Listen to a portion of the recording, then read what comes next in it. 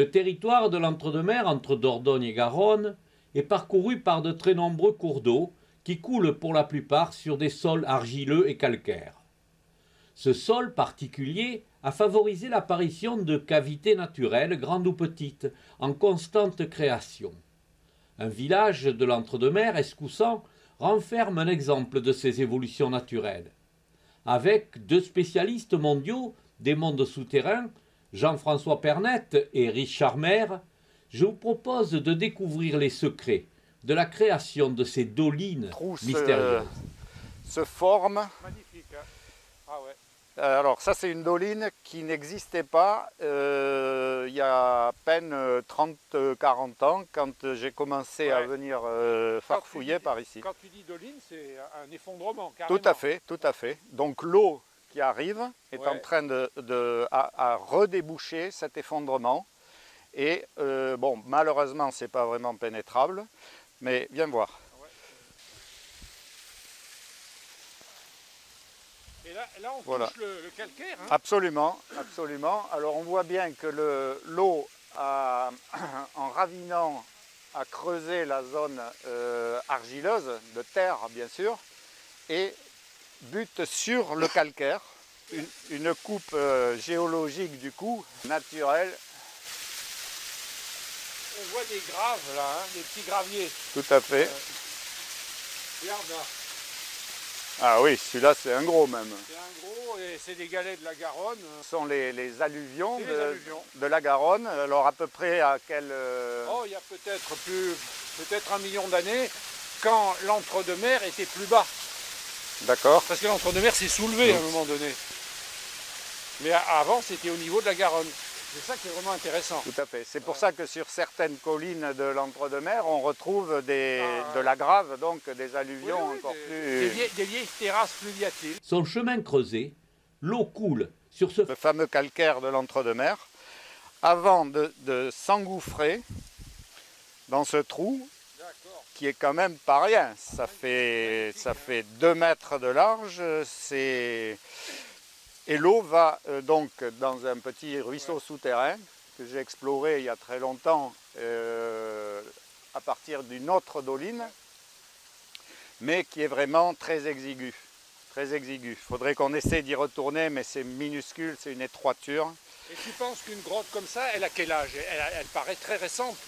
Alors, elle est d'autant plus récente que, en fait, cette eau arrive d'un fossé de la route qui est un peu plus haut là-bas, qui a été fait dans les années 50-60, je dirais. Et donc ça a permis le creusement de cette grotte. Incroyable. Hein. C'est vraiment un réseau actif, comme on voit, quoi, qui continue à creuser, tu es d'accord? Parce que normalement les grottes, elles mettent des milliers d'années à se former, et celle-là, elle date, j'allais dire, du XXe siècle. Hein.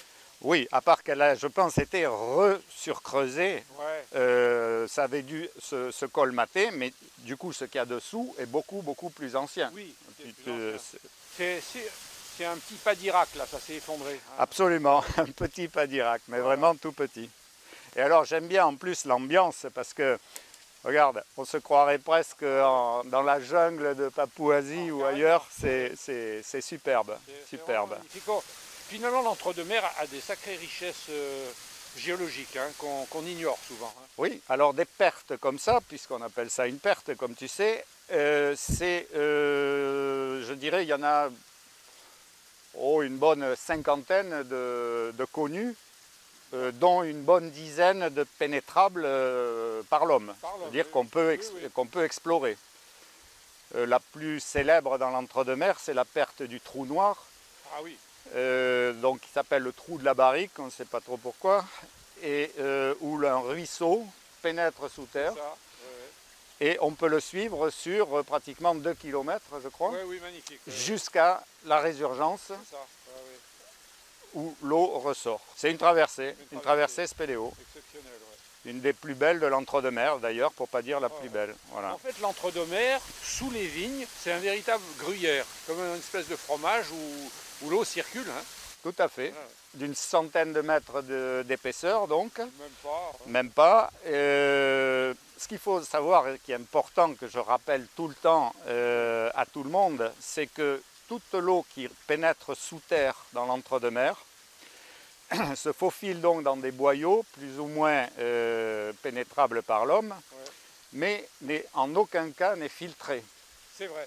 Et donc elle résurge ensuite, notamment au bord de l'Œil par exemple, ou de l'Angrane dans d'autres grottes un peu plus loin.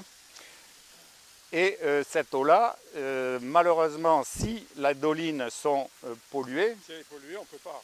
l'eau qui va ressortir ne sera pas filtrée ni surtout dépolluée. Et alors ici, dans l'entre-deux-mers, ces fameuses dolines, ils appellent ça des clottes, ont souvent été utilisées par les gens tout simplement pour se débarrasser d'ordures à une époque où il n'y avait pas de... Oui, des décharges. Décharges, voilà, des décharges. Et malheureusement, l'autre jour en randonnée, je ne dirais pas où, j'ai trouvé une doline entièrement encombrée de déchets à nouveau. C'était il y a à peine un mois, donc c'est pas bien. Il faut rappeler aux gens que les trous comme ça qui absorbent l'eau ne doivent pas être utilisés comme des charges publiques, encore moins pour des animaux par exemple morts, des trucs comme ça.